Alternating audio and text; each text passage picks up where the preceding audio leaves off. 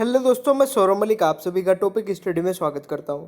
दोस्तों, आज मैथ की वीडियो में हम देखने वाले हैं मैथ के 6 महत्वपूर्ण प्रश्न जो कि आपकी परीक्षाओं में पहले कई बार पूछे जा चुके हैं। तो आप इस वीडियो को एंड तक देखिएगा। बहुत ही आसान सी शॉर्ट ट्रिक से मैं आपको बताने वाला हूँ। वीडियो बहुत ही इंपॉर्टेंट रहेगी। तो चलिए स्टार्ट करते हैं आज की वीडियो को।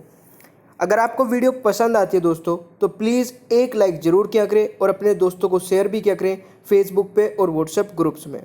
तो चलिए यहाँ पे पहला क्वेश्चन है, किसी धनराशि को पी क्यू और आर के बीच क्रम 3:5:6 के अनुपात में बांटा जाता है।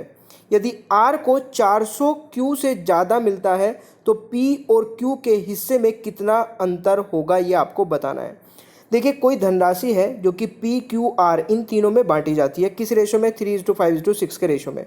ठीक है, तो पी क्यू आर का मैंने रेशो यहाँ पे लिख लिया 3, 5 और 6। फिर यहाँ पे बोला जा रहा है यदि आर को 400 क्यू से ज़्यादा मिलता है, आर को क्यू से 400 ज़्यादा मिलता है। आप मुझे ये बताइए, अगर आर को क्यू से 400 ज़्यादा मिल रहा है तो रेशो में इसको कितना ज़्यादा मिल रहा है? आर को क्यू से केवल 1।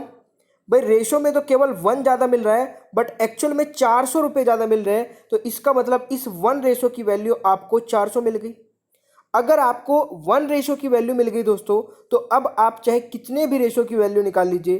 पूछा क्या जा रहा है? तो P और Q के हिस्से में कितना अंतर होगा।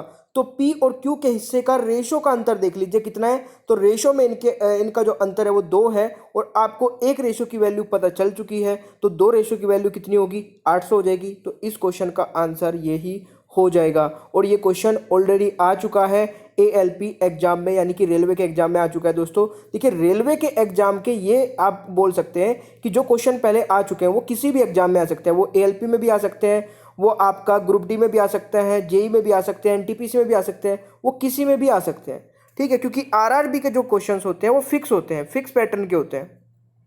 अब चलिए इस क्वेश्चन को देख लेते हैं।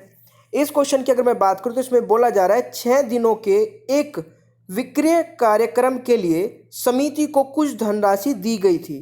भाई, एक विक्रय कार्यक्रम के लिए कुछ एक समिति बनाई गई और उसको कुछ धनराशि दी गई 6 दिन के लिए, कि उसको चलाने के लिए 6 दिन के लिए कुछ राशि तुम्हें दे दी जाती है। परंतु उसे कार्यक्रम को 4 दिन और बढ़ा देना पड़ता, जिसके कारण उसका प्रतिदिन का औसत यात्रा भत्ता घटकर 56 रह गया। शुरुआत में उसे कितनी धनराशि दी गई थी, ये आपको बताना है। देखिए, सबसे पहले क्वेश्चन को समझिए। एक कार्यक्रम, मान लीजिए एक कार्यक्रम को चलाने के लिए 6 दिन के लिए कुछ धनराशि दी गई थी, बट उस कार्यक्रम को 4 दिन के लिए और बढ़ा दिया। तो कार्यक्रम एग्जैक्ट कितने दिन के हो गया? 10 दिन के लिए, क्योंकि पहले 6 दिन के लिए धनराशि दी गई थी, अब 4 दिन के लिए और बढ़ा दिया, तो वही धनराशि आपकी 10 दिन के लिए होगी। और यही धनराशि 10 दिन के लिए होने के वजह से ये 56 रुपये आपका यात्रा भत्ता रह गया, यानी कि यात्रा भत्ता आपका घट गया।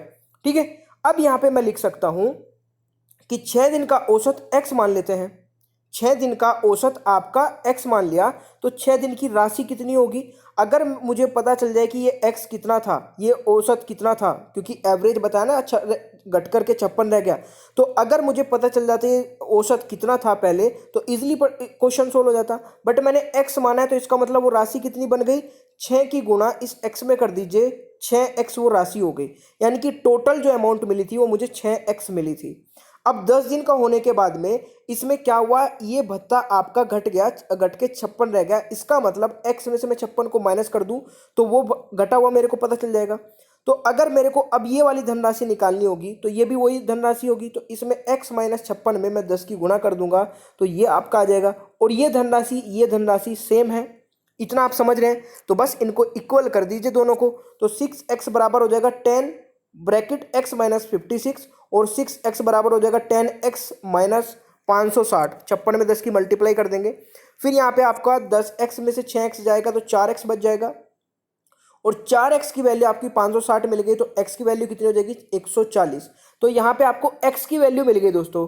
अब आपसे पूछा क्या जा रहा है कि शुरुआत में उसे कितनी धनराशि दी गई थी। शुरुआत में कितनी धनराशि दी गई थी? x, यानी कि आपको 6x धनराशि दी गई थी। तो यहाँ पे x की वैल्यू आपको मिल चुकी है, तो 6 में मल्टीप्लाई कर दीजिए इस x की वैल्यू की। तो यहाँ पे 840 रुपये दिए गए थे शुरुआत में ये 6 दिन का कार्यक्रम चलाने के लिए। आई होप कि आपको ये क्वेश्चन समझ में आ गया होगा। अगर किसी का कोई भी डाउट है तो आप मेरे से कमेंट बॉक्स में क्वेश्चन है, ए एवं बी की वर्तमान उम्र का अनुपात 5 और 6 है, 5:6 के अनुपात में है। ए बी से 7 वर्ष छोटा है। आज से 14 वर्ष पश्चात ए एवं बी की उम्र का अनुपात क्या होगा, यह आपको बताना है। देखिए, ए और बी की वर्तमान उम्र का अनुपात 5 और 6 है, तो मैं लिख सकता हूँ ए की आयु आज वर्तमान में 5 है रेशो के अकॉर्डिंग, और बी की 6 है रेशो के अकॉर्डिंग। ठीक है, तो इनकी आयु का रेशो वर्तमान में 5:6 है। दोस्तों, बताया जा रहा है कि एक बी से 7 वर्ष छोटा है। ए बी से 7 वर्ष छोटा है, इसका मतलब आप देख पा रहे हैं कि ए बी से कितना छोटा है रेशो में, केवल 1 से। भाई बी का रेशो 6 है, ए का रेशो 5 है, तो इसका मतलब रेशो में तो केवल 1 से छोटा है, बट एक्चुअल में 7 वर्ष छोटा है। इसका मतलब एक रेशो की वैल्यू फिर से आपको मिल गई। अगर आपको एक रेशो की वैल्यू मिल जाती है तो अब आप इस 5 रेशो की वैल्यू भी निकाल सकते हैं और इस 6 रेशो की वैल्यू भी निकाल सकते हैं। तो वर्तमान में इनकी आयु कितनी होगी, अगर आपसे वर्तमान में आयु पूछी जाती तो यहाँ पे वर्तमान का रेशो आपको पता है, एक रेशो की वैल्यू पता चल गई, तो 7 की मल्टीपल है अगर मैं 5 में कर दूंगा तो ए की वर्तमान की आयु 35 आ जाएगी, और 7 की मल्टीप्लाई 6 में कर दूंगा तो बी की वर्तमान की आयु 42 वर्ष आ जाएगी। तो यहाँ पे ए और बी की वर्तमान आयु आपको मिल गई। पूछा जा रहा है 14 वर्ष पश्चात, यानी कि 14 वर्ष बाद इनकी आयु का अनुपात क्या होगा। दोस्तों, अगर वर्तमान में आयु 35 और 42 है तो 14 वर्ष बाद कितनी होगी, दोनों में 14 14 प्लस कर देंगे, तो आपने 14 और 14 प्लस किया, दोनों की एज में तो कितना आ गया 49 और 56। अब इनका रेशो पूछा है, अगर पूछा जाता कि 14 साल बाद कितनी एज होगी तो 49 और 56 हो जाती। अगर पूछा जाए रेशो तो अब देख लीजिए ये किस दोनों कौन से कॉमन नंबर से कट हो सकते हैं। ये 7 7 49 और 7 8 56, यानी कि 7:8 का इनका रेशो आ गया, यानी कि 14 साल बाद इनकी आयु का जो रेशो रहेगा वो 7 और 8 रहेगा। मैं आशा करता हूं कि आपको वीडियो जरूर समझ में आ रही होगी, और अगर आपको पसंद आ रही है वीडियो तो प्लीज़ लाइक जरूर करिएगा, क्योंकि एक लाइक से बहुत मोटिवेशन मिलता है, पैसे नहीं मिलते हैं। ठीक है, क्वेश्चन नंबर नेक्स्ट है आपका दोस्तों, ए किसी काम को 54 दिन में कर सकता है, यानी कि 54 डेज में ए किसी काम को कर सकता है। बी इस काम को 45 दिन में कर सकता है। यदि दोनों मिलकर उस काम को करते हैं तो 9 दिनों में उस काम का कितना भाग समाप्त होगा, ये आपको बताना है। देखिए, ए किसी काम को 54 डेज में कर लेता है और बी उस काम को 45 डेज में कर लेता है। बोला जा रहा है कि अगर दोनों काम को करना स्टार्ट करते हैं, दोनों मिलकर काम करते हैं, तो 9 दिन में कितना काम कर चुके होंगे टोटल वर्क का। तो यहाँ पे हमारा सबसे पहला स्टेप तो रहता है टोटल वर्क निकालने का, यानी कि टोटल कार्य है कितना, वो निकालने के लिए आप 54 और 45 का एलसीएम ले लीजिए, तो कितना आ गया 270। अब 270 को आप 54 से डिवाइड करेंगे तो 5 टाइम जाएगा, यानी कि ए एक दिन में 5 यूनिट वर्क करता है। फिर आप 45 से डिवाइड करेंगे तो इसका मतलब बी एक दिन में 6 यूनिट वर्क करता है। दोनों मिलकर एक दिन में 11 यूनिट वर्क कर लेते हैं। बोला जा रहा है कि 9 दिन में अगर ये दोनों काम मिलकर के करते हैं तो दोनों मिलकर एक दिन में तो 11 यूनिट वर्क कर लेते हैं, तो 9 दिन में कितना वर्क कर लेंगे, तो सीधा सीधा 11 की मल्टीप्लाई 9 में कर देंगे तो 99 यूनिट वर्क ये कर लेंगे 9 दिन में। ठीक है, अब टोटल वर्क हमारे पास कितने हैं 270। अब इस 270 में से 99 कर लेंगे तो 99/270 आपका राइट आंसर आ जाएगा दोस्तों। ठीक है, तो मैं आशा करता हूं कि ये क्वेश्चन भी आपको अच्छे से समझ में आ गया होगा। चलिए फटाफट नेक्स्ट क्वेश्चन देख लेते हैं। अच्छा क्वेश्चन है, यहाँ पे बोला जा रहा है ए एवं बी एक साझा व्यापार में क्रमशः 1:2 के अनुपात में निवेश किया, यानी कि दो पार्टनर है, व्यापारी हैं, उन्होंने ए और बी ने मिलकर के साझा व्यापार किया, 1:2 के अनुपात में निवेश किया, यानी कि इतनी इतनी उन्होंने कैपिटल लगाई इस रेशो में।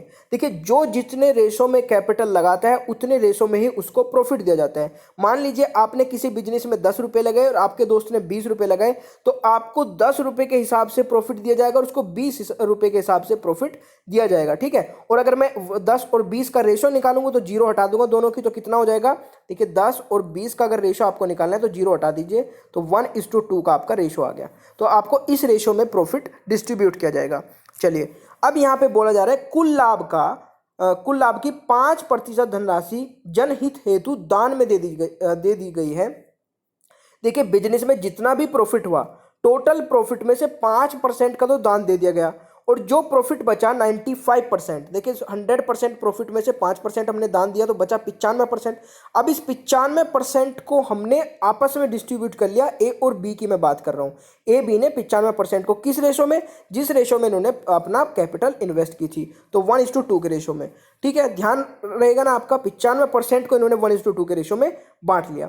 अब बोला जा रहा है यदि बी का लाभांश यानी कि बी को जो मिलने वाला प्रॉफिट है वो 760 रुपये हो तो कुल अर्जित वार्षिक लाभ क्या होगा, तो कुल प्रॉफिट कितना होगा। तो इसको बहुत ही आसानी से आप निकाल सकते हैं। देखिए ये किसका दिया गया है, बी का रेशो कितना है 2। अब इस 95 को हमने इसी रेशो में डिस्ट्रीब्यूट किया होगा, तो यहाँ पे आप इस 2 रेशो की वैल्यू मिल गई आपको 760 रुपये। तो दोनों को मिला के यानी कि टोटल अगर इनका प्रॉफिट मैंने डिस्ट्रीब्यूट किया होगा 95%, तो कितना रहा होगा रेशो इनका 3, 1 और 2 3। तो अब आपको 3 रेशो की वैल्यू निकालनी है। 2 रेशो की वैल्यू आपको पता चल गई 760 है, तो 760 को आपने 2 से तो भाग कर दिया और 3 से आप मल्टीप्लाई कर देंगे, क्योंकि हमें 3 रेशो की वैल्यू निकालनी है। तो ये जाएगा 380 और 380 की 3 में कर देंगे तो 1140। अब जो 1140 आया दोस्तों, ये आपका 95% की वैल्यू है, क्योंकि हमें पता है कि 5% जो है आपका दान देने के बाद में हमने प्रॉफिट डिस्ट्रीब्यूट किया था। तो 95% की वैल्यू ये है और पूछा जा रहा है आपसे 100% की वैल्यू क्या है, यानी कि टोटल प्रॉफिट हुआ कितना था वो आपको बताना है। तो 1140 को आप 95 से डिवाइड कर दीजिए और 100 से गुणा कर दीजिए, तो यहाँ पे आपका आ जाएगा 1200, यानी कि हमारा जो कुल प्रॉफिट था वो था 1200। आशा करता हूँ कि ये क्वेश्चन भी आपको समझ में आ गया होगा। चलिए नेक्स्ट क्वेश्चन देख लेते हैं। नेक्स्ट आपका क्वेश्चन है, एक परीक्षा में, दोस्तों समझ में आ रहा है ना, अगर आपको कोई भी डाउट लगता है, आप कुछ भी चेंज कराना चाहते हैं ना वीडियो में, तो आप मेरे को बस प्यारा से कमेंट करके बता दीजिए, मैं 100% उस पर वर्क करूंगा और जैसा आप चाहेंगे वैसा ही वीडियो को बनाऊंगा। नेक्स्ट आपका क्वेश्चन है, एक परीक्षा में पास होने के लिए कुल अंकों में से 40% अंक पाने उपेक्षित हैं, यानी कि एक परीक्षा में पास होने के लिए 40% अंक चाहिए होते हैं। एक विद्यार्थी को 265 अंक मिलते हैं और वो 55 अंक से फेल घोषित किया जाता है। अधिकतम कुल कितने अंक किसी विद्यार्थी को मिल सकते हैं, ये आपको बताना है। यानी कि सीधा सीधा आपको टोटल मार्क्स बताना है कि स्कूल में जो एग्जाम हुआ है उसमें टोटल मार्क्स कितने हैं। अब एक विद्यार्थी ने जो परीक्षा दी थी उसमें उसको 40% अंक मिले, 265 अंक मिले और 55 अंक से फेल हो गया, जबकि पास होने के लिए 40% अंक चाहिए होते हैं। तो आप मुझे ये बताइए, जिसको 265 अंक मिले, अगर मैं उसको 55 अंक और दे दूं तो वो पास हो जाएगा, और हमें पता है पास होने के लिए हमें 40% अंक चाहिए होते हैं। तो 40% की वैल्यू आप यहाँ से निकाल सकते हैं, कितना, 265 + 55 करके। तो 40% की वैल्यू आपको मिल गई 265 + 55, यानी कि 40% की वैल्यू होगी 320। अब आपको 40% की वैल्यू मिल गई दोस्तों। पूछा क्या जा रहा है, अधिकतम कुल कितने अंक किसी विद्यार्थी को मिल सकते हैं। तो अधिकतम कितने अंक मिल सकते हैं एक विद्यार्थी को, 100% मिल सकते हैं, इससे ऊपर तो नहीं जा सकते। तो 100% की वैल्यू आपको बतानी है दोस्तों। अगर 40% की वैल्यू आपको पता चल चुकी है तो 320 को 40 से भाग करिए और 100 से गुणा कर दीजिए। 0 से 0 कट जाएगा, 4 से 32 जाएगा 8 बार, और 8 की 100 में कर देंगे तो 800 यहाँ पे राइट आंसर हो जाएगा। तो यही आपसे क्वेश्चन में पूछा गया था कि यहाँ पे टोटल मार्क्स कितने हैं। तो आशा करता हूँ कि ये क्वेश्चन भी आपको जरूर समझ में आ गया होगा। प्यारे दोस्तों, आज की इस वीडियो में यही सब क्वेश्चन थे। अगर आपको ये वीडियो पसंद आई है तो इसको लाइक करिए। जो भी आपका फीडबैक है, जो भी आप चेंज कराना चाहते हैं, नीचे कमेंट बॉक्स में कमेंट करिए। और अगर आप ये PDF डाउनलोड करना चाहते हैं तो नीचे जो आपका ये आपका वो है टेलीग्राम का लिंक होगा नीचे, या फिर टेलीग्राम पे जाके टॉपिक स्टडी सर्च करके ज्वाइन कर लेना है। अगर आप नए हैं तो नीचे रेड कलर का एक बटन दिख रहा होगा, उसको दबा करके घंटी के आइकन को ऑन कर लीजिए, ताकि आगे आने वाली सारी वीडियोस के नोटिफिकेशन आपके पास पहुंचते रहें, क्योंकि मैं 3 वीडियो अपलोड करता हूं डेली, रीजनिंग, मैथ और जीके की। और अगर आपने अभी तक मुझे इंस्टाग्राम या फेसबुक पे फॉलो नहीं किया तो आप इंस्टाग्राम पर, फेसबुक पे फॉलो करके जो भी आप मेरे से बात करना चाहते हैं, पूछना चाहते हैं, पूछ सकते हैं। फिर मिलेंगे नेक्स्ट वीडियो में, तब तक के लिए टेक केयर। वीडियो को देखने के लिए बहुत बहुत धन्यवाद। आपका दिन शुभ हो।